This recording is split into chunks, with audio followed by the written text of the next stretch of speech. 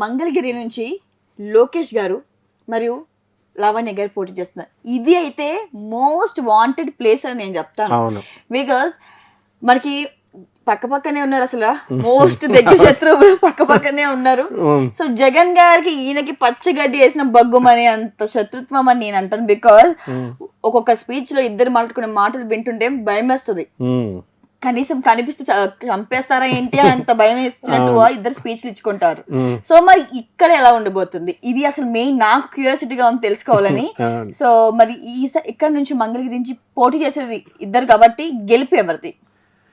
జగన్ గారు లోకేష్ గారు వాళ్ళిద్దరు మాటల్లో కొట్టుకుంటుంటే నువ్వు భయపడిపోయినట్టు జనం అంతా భయపడిపోతారు, కానీ వాళ్ళిద్దరు చాలా బెస్ట్ ఫ్రెండ్స్. వాళ్ళు both studied in foreign universities and strategy same. Rajasekhar Reddy గారు సీఎంగానే వివిధ మినిస్టర్లుగా ఎమ్మెల్యేలుగా చిన్నప్పటి నుంచి ఆయన చేసుకుంటూ వస్తుంటే, చిన్నప్పటి నుంచి జగన్ గారు ఎమ్మెల్యే అయినప్పటి నుంచి మా రాజశేఖర రెడ్డి గారి దగ్గర పెరిగారు. ఆయన కుమారుడిగా రాజకీయాన్ని సంతరించుకున్నారు. అండ్ పాపం లోకేష్ గారిని పప్పు అని ఏడిపిస్తూ ఉంటారు మామూలుగా, కానీ he's more intelligent than Chandrababu Naidu and blood. ఎందుకంటే చిన్నప్పటి నుంచి కూడా చంద్రబాబు నాయుడు రాజకీయ ఎత్తులు, చాణక్య నీతి అంతా కూడా ఆయన ఇంట్లో పుట్టి ఆయన క్లోజ్ గా అబ్జర్వ్ చేసి పెరిగిన వాళ్ళు వీళ్ళిద్దరు. సో ఫ్యూచర్ లో వీళ్ళిద్దరికే ఉంటుందన్నమాట పోటీ. కాబట్టి ఒకళ్ళొకళ్ళు బ్యాట్ చేసుకోవాలా, ఒకళ్ళొకళ్ళు రైవలరీ ఉంటుంది. కాబట్టి పొలిటికల్ వరకు పొలిటికల్ స్ట్రాటజీ వరకే అట్లా అనుకుంటారు, but they are good friends and they don't have any enmity. ఈ పప్పు అనే ట్యాగ్ నాకు తెలిసి ఈ సంవత్సరం అది మొత్తానికి పోయింది. ఎందుకంటే ఈ యువగలం ఎప్పుడైతే పెట్టారో ఆయన మాట్లాడిన తీరు, ఆయన పెడుతున్న మేనిఫెస్టోలు గానీ, లేదంటే తర్వాత ఆయన అధికారంలోకి వచ్చిన తర్వాత చేయబోయే సంక్షేమాల గురించి కానీ ఆయన చెప్పిన ఆ తీరుని చూస్తే ఆయనకి ఆ ట్యాగ్ అసలు సెట్ కాదని జనాలు అయితే వచ్చేసారు.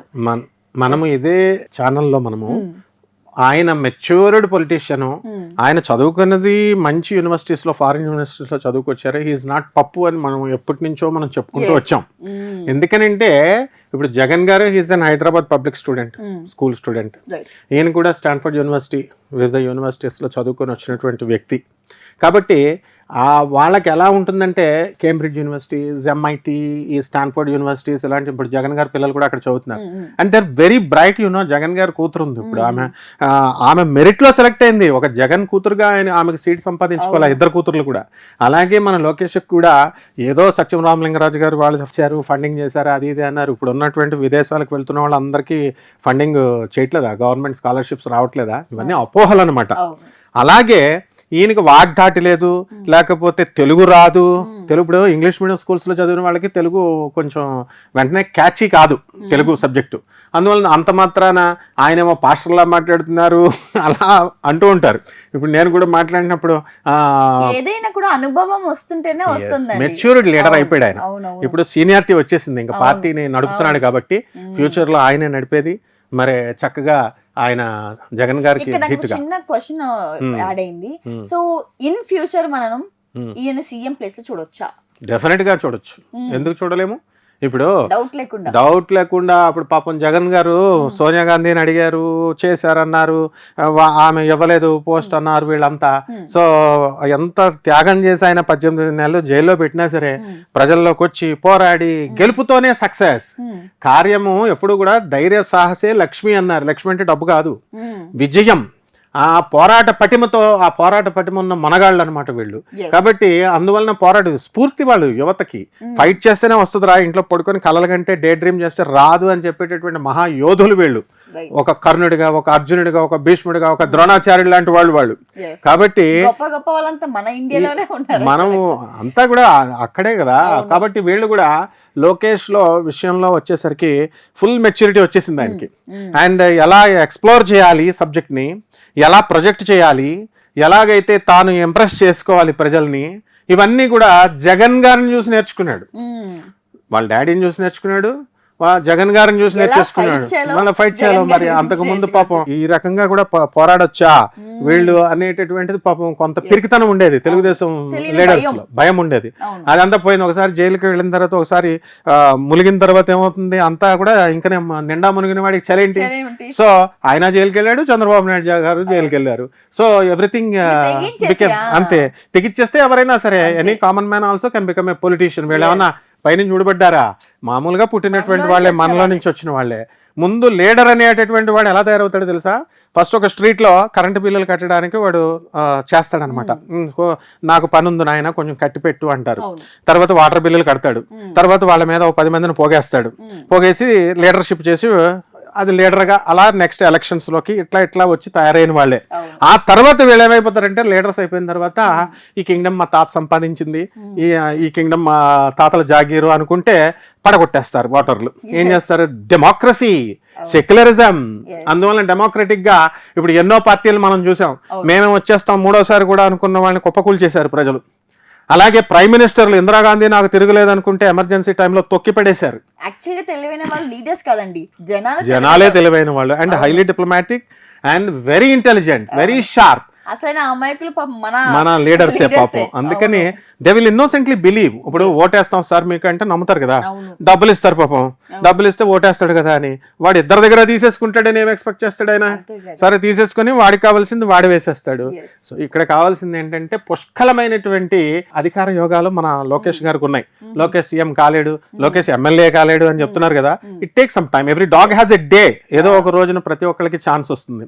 ఇక్కడ ఈయనకి ఇది ఒక్కటే చాలు ఆన్సర్. మేషంలో రవి, రాజ్య స్థితిగతుడైనటువంటి రవి ఏ నాటికైనా సరే ముఖ్యమంత్రిని చేస్తుంది. అసలు ఆయన ఎమ్మెల్యే అవసరం ఉంది, మన మినిస్టర్ గా చేశాడుగా లాస్ట్ టైం చేశాడు. కాబట్టి ఆ రవి దాని డ్యూటీ చేసుకుంటూ పోయింది. అలాగే ఈ యొక్క శుక్రుడు వచ్చే స్థితిలో మీనరాశిలో ఉన్నాడు. ఆల్ కంఫర్ట్స్ అన్ని ఆయన కాళ్ళ దగ్గరికి వస్తాయి. But is a good man, gentlemen. So ఈ శుక్రుడు బుధుడు కూడా మిత్రక్షేత్రగతులే, ఆయన మిత్రులు. కాకపోతే ఈ యొక్క బుధుడు ఆ మీనరాశిలో కొంచెం బాగుండకపోవడం వల్ల కమ్యూనికేషన్ లో ప్రాబ్లం ఆయనకి. బుధుడు అంటే ఎవరు? కమ్యూనికేషన్ స్కిల్స్, మాట తడబడ్డము, ఇవి అవన్నీ కూడా గతంలో ఈ బుధుడు మీనరాశిలో ఉండి నేర్చపట్టడం వల్ల, శత్రుక్షేత్రంలో ఉండడం వల్ల ఆయన అలా చేశాడు తప్ప. బట్ ఇప్పుడున్నటువంటి గ్రహస్థితిని బట్టి ఆయన చక్కగా పుంజుకుంటున్నారు. మూవింగ్ టు లావణ్య గారు. లావణ్య గారు వచ్చేసరికి ఈమెకి మేషరాశిలోకి వచ్చారు పేరుని బట్టి. అండ్ గోచార రీత్యా మేషరాశి ఇంప్రూవ్మెంట్ అయ్యింది. అండ్ ఇంకా ఇంప్రూవ్ అవుతుంది యాజ్ డే ఇంక్రీజెస్. అంటే day by day 13th May అలా పెరుగుతున్న కొద్దీ మేషరాశి పుంజుకుంటూ ఉంటుంది. సో ఇక్కడ లాభస్థితిగతుడైనటువంటి శని, రాజ్య స్థితిగతుడైనటువంటి శని ఈమెకి అధికార యోగాన్ని తెచ్చిపెడుతుంది. కాబట్టి అలాగే ధనస్థానంలోకి వచ్చినటువంటి గురుగ్రహ ప్రభావం వలన ఆమె ఏమవుతుందంటే ఆమెకి కమ్యూనికేషన్, ఆమె చెప్పేది పబ్లిక్ లోకి రీచ్ అవుతుంది. ఇక్కడ ఆ బలం కూడా కావాలన్నమాట. ఆ ప్రజల్లోకి వెళ్ళగలిగేటటువంటి what she is going to express. ఆమె ఏం చేయాలి? మేనిఫెస్టోలు తీసి పడేసాయి. ఆర్టీసీ బస్సుల్లో ఆడవాళ్ళకి ఫ్రీదా మేనిఫెస్టో అంటే? లేకపోతే మేము ఫ్రీ ఇస్తామని జగన్ అంటాడు, మేము ఫ్రీ ఇస్తామని చంద్రబాబు నాయుడు అంటాడు, మేము ఎన్ని డబ్బులు ఇస్తామని అన్ని డబ్బులు for looking for the welfare activities. వీటిని డబ్బులు తీసుకోవడం కోసం ప్రజలు ఓటేసేది. నో, గవర్నెన్స్ ఎలా ఉండాలి? They have to hear to the bureaucrats. IAS IPS officers చదువుకున్నటువంటి వాళ్ళు చెప్పేటటువంటిది వినేటటువంటి గుణం ఉన్నప్పుడు తప్పకుండా మంచి గుడ్ గవర్నెన్స్ ఇవ్వగలుగుతుంది. ఆ తర్వాత ఫోర్సైట్, ఆ తర్వాత వాళ్ళిద్దరు కూడా స్ట్రైట్ ఫార్వర్డ్ గా వెళ్ళగలిగేటటువంటి మనస్తత్వం లావణ్య మేడంలో ఉంది.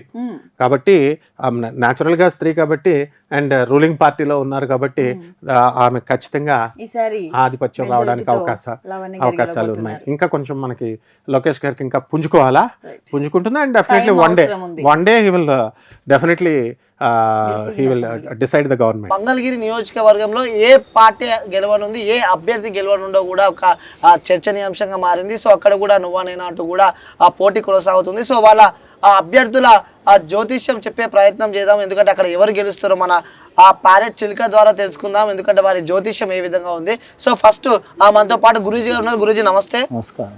సో మంగళగిరి నియోజకవర్గం సంబంధించి కూడా అక్కడ ఆ కూటమి నుంచి ఆ టీడీపీ పార్టీ నుంచి కూడా నారా లోకేష్ అక్కడ అభ్యర్థిగా ఉన్నారు. అలాగే ఇటు ఆ వైసీపీ నుంచి చూసుకుంటే కూడా లావణ్య గారు అక్కడ అభ్యర్థిగా ఉన్నారు. సో ఇద్దరి జ్యోతిష్యం ఏ విధంగా ఉంది, సో అక్కడ ఆ మంగళగిరిలో ఎవరు గెలవబోతున్నారు ఒకసారి మన జానకిరామ్ అడిగి తెలుసుకునే ప్రయత్నం అయితే చేద్దామా. ముందుగా ఎవరి పేరు మీరు చూద్దాం. సో ఇక్కడ ముందుగా మంగళగిరి నుంచి వైసీపీ అభ్యర్థి లావణ్య గారి జాతకం ఒకసారి మనం చూద్దాం. అధికార పక్షం వైసీపీ తరపు నుంచి లావణ్య గారి జ్యోతిష బలం మంగళగిరి నియోజకవర్గం. ఆమె జ్యోతిష బలం ఎలా ఉంది, కలిసి వస్తా కలిసి రాదా చూడు జానకిరామ్.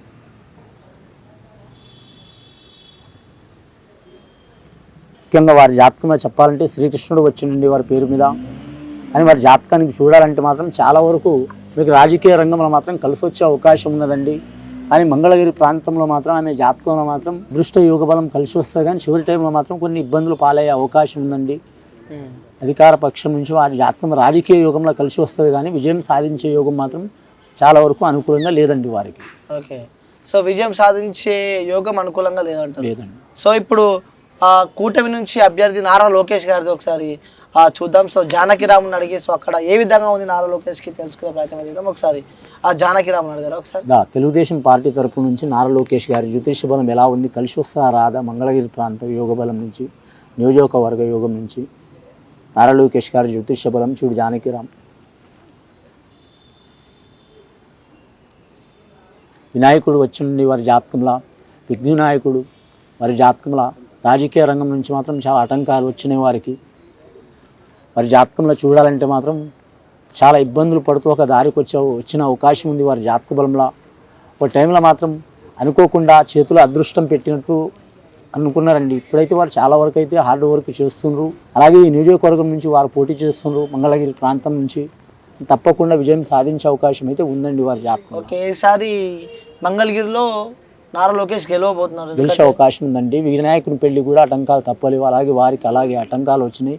1-2 సార్లు, ఈ 3వ సారి మాత్రం కలిసి వచ్చే అవకాశం ఉన్నదండి. ఓకే, అంటే కొన్ని సర్వేలలో కూడా మళ్ళీ లావణ్య గెలుస్తుంది అంటున్నారు. సో ఇక్కడ అయితే ఇది సర్వే ఫలితం నారా కాదండి. లోకేష్ గారు గెలుస్తారు అని చెప్పి కూడా ఇక్కడ జ్యోతిష్యం చెప్పబడుతుంది. సో మనం ఇక వేచి చూద్దాం, ఎందుకంటే ఇక్కడ ఆ మంగళగిరి నియోజకవర్గం కూడా ఒక ప్రతిష్టాత్మకంగా తీసుకుందని చెప్పుకోవచ్చు. ఎందుకంటే ఆ చంద్రబాబు నాయుడు కొడుకు ఇక్కడ ఆ నారా లోకేష్ గతంలో కూడా అదే నియోజకవర్గం నుంచి తాను ఓడిపోవడం జరిగింది. సో మళ్ళీ అక్కడి నుంచే పోటీ చేస్తున్నారు. సో అక్కడ ఆ వైసీపీ నుంచి కూడా లావణ్య గారు బదిలో ఉన్నారు. సో ఇక్కడ ఆ జ్యోతిష్యం పరంగా చూస్తే మాత్రం ఈసారి ఆ పక్క నారా లోకేష్ గెలుస్తున్నారు అంటూ కూడా ఇక్కడ వారి జాతకంలో ఉన్నట్టు మనకు తెలుస్తుంది.